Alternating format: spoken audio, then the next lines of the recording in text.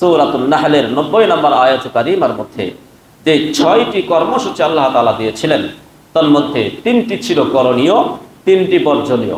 করণীয় 3টার প্রথমটা ছিল আল আদাল, ন্যায় বিচার করা, সুবিচার প্রতিষ্ঠা করা। 2 নম্বর ছিল ইহসান, মানুষের পাওনার চাইতে বেশি দেওয়া, প্রতিশোধ নেওয়ার ক্ষমতা থাকা সত্ত্বেও ক্ষমা করে দেওয়া। 3 নম্বর করণীয় বিষয় ছিল আত্মীয়তার সম্পর্ক বজায় রাখা, আত্মীয়দের হক আদায় করে দেওয়া। এই 3টার বিপরীত কেউ যদি করে তাহলে তাকে শরীয়তের পরিভাষায় বলা হবে জালেম। কি বলা হবে? জালেম। যে সুবিচার করলো না, অন্যায় করলো, সে জালেম। যে ইহসান করলো না, সেও জালেম। যে আত্মীয়তার সম্পর্ক ঠিক রাখলো না, তাদের হক আদায় করলো না, সেও তাদের উপর জুলুম করছে, সেও হলো জালেম। এই জালেমদের অবস্থা খুব ভয়ানক হবে, খুব ভয়ানক অবস্থা হবে। আল্লাহর নবী বলেছেন, আয-যুলমু যুলুমাতু ইয়াউমাল কিয়ামাহ। জালেম জালেম জুলুম কিয়ামতের ময়দানে ভয়ঙ্কর অন্ধকারচ্ছন্ন হয়ে উঠবে। যে জুলুম করে ওই জালেম কিচ্ছু দেখবে না, এত ভয়ঙ্কর অবস্থা তার হবে। ওই যে বলি যে সূর্য থাকবে মাথা থেকে অর্থ হাত উপরে, বাউ পিঠে তাপ দিবে, মাটিটা পুরো তামা তামা হয়ে যাবে, ঘাম হবে কারো হাঁটু পর্যন্ত, নাভি পর্যন্ত, কেউ কেউ ঘামের মধ্যে সাঁতরাবে। ওই ঘামের মধ্যে এই জালেমও থাকবে, এই জালেমও পড়বে। আয-যুলমু যুলুমাতু ইয়াউমাল কিয়ামাহ। জেনে রাখবেন, মনে রাখবেন, ইতিহাস থেকে আমরা এটা পাই, পৃথিবীর ইতিহাসে এমন কোন জালেমের ইতিহাস খুঁজে পাওয়া যায় না যে জালেমের জুলুমের প্রায়শ্চিত্ত দুনিয়াতে করতে হয় নাই। দুনিয়াতে আল্লাহ পাক তার বিচার করেছেন, আখিরাতে তো শাস্তি আছেই, আখিরাতে তো শাস্তি আছেই। পৃথিবীর ইতিহাসে মানব সভ্যতার সর্বপ্রথম জালেম ছিল হযরত আদম আলাইহিস সালাতু ওয়াস সালামের ছেলে কাবিল, যে হাবিলকে হত্যা করেছিল। হাবিলকে হত্যা করে সে জুলুমের সূচনা করেছিল। সে এমন ভাবে অপমানিত হয়েছে, কোরআনুল কারীমে আল্লাহ রাব্বুল আলামিন তাদের ঘটনা বর্ণনা করা হয়েছে। কিয়ামত পর্যন্ত মানুষ আসবে, কোরআনের এই আয়াত তিলাওয়াত করবে, কাবিলের উপরে লানত বর্ষণ করতে থাকবে। ফিরআউন জুলুম করেছিল, ইতিহাসে রাস্তা করে নিক্ষিপ্ত হয়েছেন, মানুষ ঘৃণা করে তাকে স্মরণ করে। নমরুদ জুলুম করেছিল, পৃথিবীতে এমন কোন মানুষ পাবেন না, সে মুসলমান হোক আর অমুসলমান হোক, যে তার নাম রাখা হয়েছে ফিরআউন, তার নাম রাখা হয়েছে নমরুদ, তার নাম রাখা হয়েছে আবু জাহেল, এমন আছে? সে যে হোক না কেন, অমুসলমান হোক, তারপরে তার নাম নমরুদ রাখা হয় না, ফিরআউন রাখা হয় না। কেন রাখা হয় না? এরা তো পৃথিবীর মধ্যে অনেক বড় ক্ষমতাসীন ছিল, তারপরেও কেন রাখা হয় না?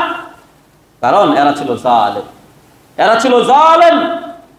এত বেশি জুলুম করেছিল, কেউ নিজেকে খোদা দাবি করেছিল, নিজের অধীনস্থ নিজের দেশের জনগণকে এমন ভাবে কাবু করে রেখেছিল যে কথা বলার শক্তিটা পর্যন্ত তাদের কাছ থেকে কেড়ে নেওয়া হয়েছিল। তো এই জালেমদের পরিণতি খুব ভয়ানক হয়েছে, ভয়ঙ্কর হয়েছে। প্রিয় ভাইয়েরা আমার, আল্লাহ রাব্বুল আলামিন এই জালেমদেরকে পছন্দ করেন না। ইন্নাল্লাহা লা ইউহিব্বুয যালিমিন। আল্লাহ রাব্বুল আলামিন জালেমদেরকে কোনোভাবেই পছন্দ করেন না, এদেরকে ভালোবাসেন না, দুনিয়াতেও না, আখিরাতেও এদেরকে ভালোবাসবেন না, জাহান্নামে নিক্ষেপ করবেন। একটা হাদিস শোনাই, এই হাদিসটা আপনাদেরকে আমি শুনিয়েছি আগেও। সুবিচার করলাম না, অন্যায় করলাম, একটু জুলুম করলাম, বান্দার হক নষ্ট করলাম। সে আমার কাছে পাওনা ছিল সুবিচার, আমি করতে পারলাম না, তার হক নষ্ট করলাম না, হক নষ্ট করলাম। ইহসান করার কথা ছিল, করলাম না, হক নষ্ট করলাম। তার পাওনা ছিল, এটা হক ছিল। আত্মীয়দের অধিকার আদায় করে দেওয়া আমার উপর দায়িত্ব, কর্তব্য, নরমাল দায়িত্ব না, আবশ্যকীয় দায়িত্ব।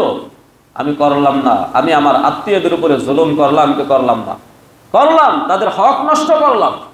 এই যে বান্দার হকগুলো আমরা নষ্ট করলাম, এভাবে বান্দার হক নষ্ট করলে এর পরিণতি কেমন হয়ে থাকে?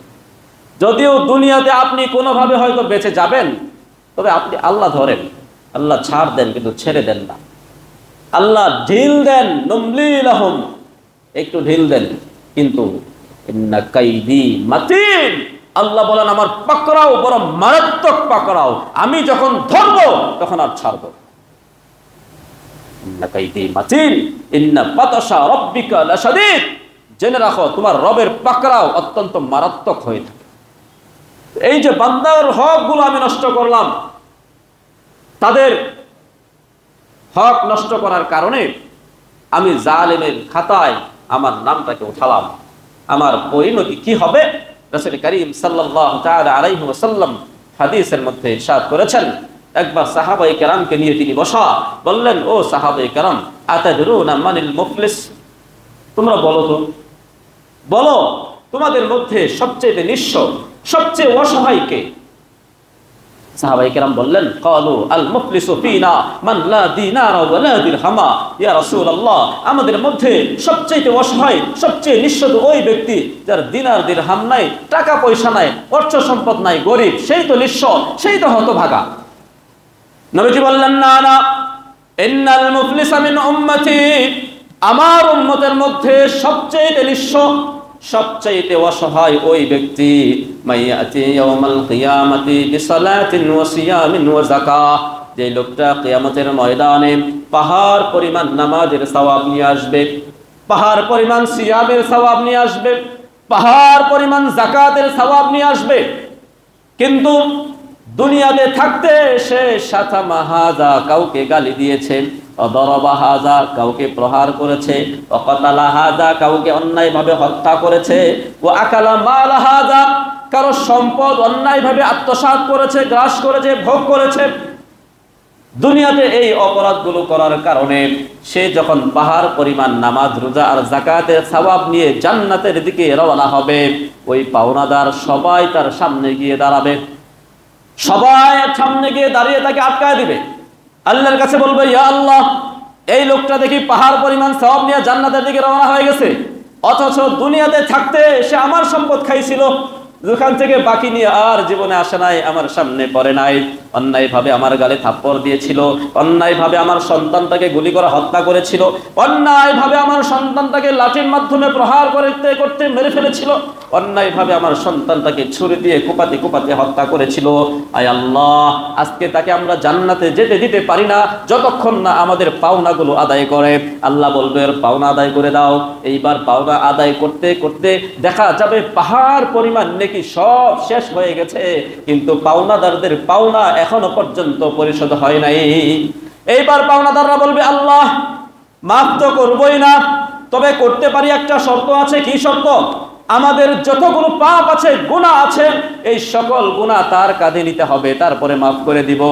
এইবার পাওনাদারদের অপরাধের গুনাহগুলো তার কাঁধে দেওয়া হবে। এইবার দেখা যাবে যে এই লোকটার একটু আগ পর্যন্ত পাহাড় পরিমাণ সালাত, সিয়াম আর যাকাতের নেকি ছিল, ওই লোকটার আমল নামায় তার কাঁধের মধ্যে এইবার পাহাড় পরিমাণ গুনাহ আর গুনাহ, গুনাহ আর গুনাহ। এরপরে আল্লাহ রাব্বুল আলামিন তাকে অধোমুখী করে মুখটাকে নিচের দিকে দিয়ে জাহান্নামে নিক্ষেপ করবেন। নাউযুবিল্লাহ। এটা হলো বান্দার হক নষ্ট করার চূড়ান্ত পরিণতি, চরম পরিণতি। অন্যায়ভাবে আপনি কারো হক নষ্ট করবেন, আত্মীয় স্বজনের হক আদায় না করা, সুবিচার না করা, অন্যায়ভাবে কারো সম্পদ ভোগ করা, এই সবগুলো হলো মানুষের হক। মানুষের হক নষ্ট করার কারণে কিয়ামতের ময়দানে আপনার এই পরিণতি হবে, আপনার ঠিকানা হবে জাহান্নাম, জান্নাতে যেতে পারবেন। আমার প্রিয় ভাইরা, সর্বশেষ কথা শেষ করে দিচ্ছি।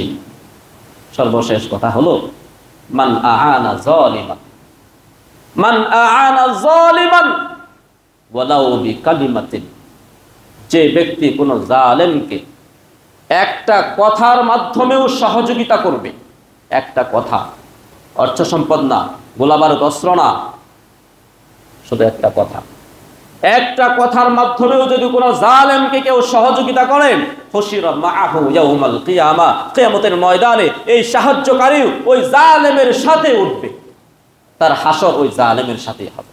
আর জালেমের পরিণতি কি হবে বললাম, মাথাটাকে নিচের দিকে দিয়ে আল্লাহ রাব্বুল আলামিন পিছন থেকে ধাক্কা দিয়ে তাকে জাহান্নামে ফেলে দিবেন। এজন্য আমরা জালেম হয়ে থাকতে চাই নাকি সবাই? জালেমের খাতায় যেন আমাদের নাম না উঠে, এই জন্য আমরা চেষ্টা করবো। আল্লাহ তাআলা আমাদেরকে তৌফিক দান করেন।